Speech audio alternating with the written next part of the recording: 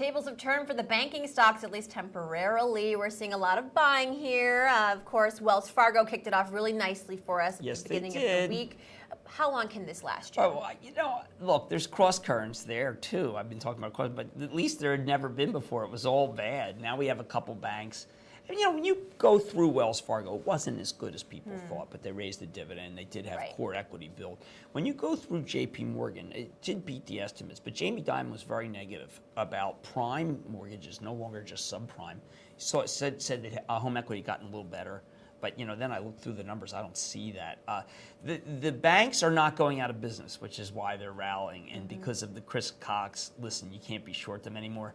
I would, if I were a bank company, be frantically issuing equity. So I think you have to be very careful buying banks. If they have to issue equity, I want to sell them here.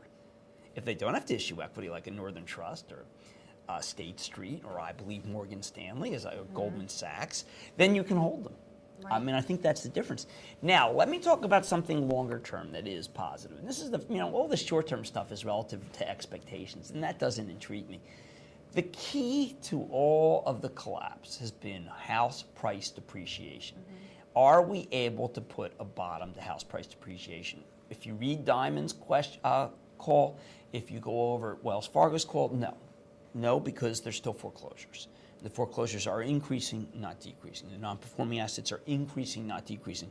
These stocks are going up because they're able to have enough capital to ride it out. There's a number that came out this morning that was significant. A dramatic decline in the amount of new homes, single-family homes being built. That's been the weakness. And we're down to a $600,000 build. 600,000 built. Now that is huge. That's back to where we were in 1991. Now we have 30 million more people than we had in 1991.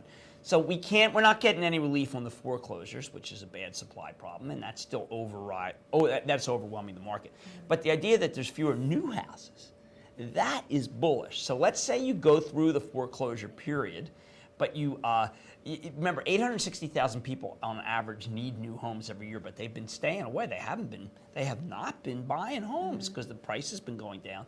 If we're not seeing any end to the foreclosure, so that's not good. But in the future, in 2009, 2010, if this build rate of new single-family homes continues on its trajectory, this is the first trajectory that's positive, we're going to catch a bottom. I reiterate that this time next year, we're going to get a bottom in housing. Now, by the way, I was at a big real estate confab last night. When I said that, people were like, oh, God, that's horrible. If you're a bank, it ain't horrible. At least it shows you that there's a bottom some point. Right, and you can start building from there. Yes, indeed. Thanks very much, Jim Cramer. A little bit of a glimmer of hope. Yeah, I think so. At all of this. This is Wall Street Confidential. Stay tuned.